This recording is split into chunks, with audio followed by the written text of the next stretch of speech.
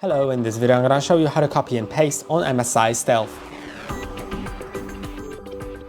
You can copy files, images, documents and text. The text is the most popular thing that can be copied.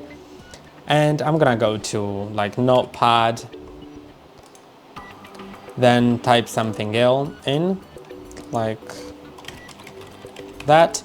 And now to copy, you can select it and either right click on it and click on copy, or select it and click on Ctrl and C on your keyboard at the same time. And now to paste it, either right click and click on paste or Ctrl V and it will paste it. And you can do that multiple times, whatever. You can just paste it.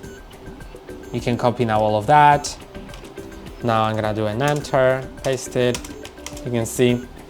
But now I'm gonna explain something else, which is the clipboard. So as I click on Windows and V on my keyboard, then it opens clipboard. I can click on turn on, and from now on it will start saving the history of previously or of recently copied things. But it'll only store a few things, but it's still very useful because I can now copy that. And now as I click on Windows and V, I can paste either of those, so like that. And now I can paste the hi what's up. You can see it's pretty convenient. And you can also, for something in your clipboard to not disappear, you can pin it.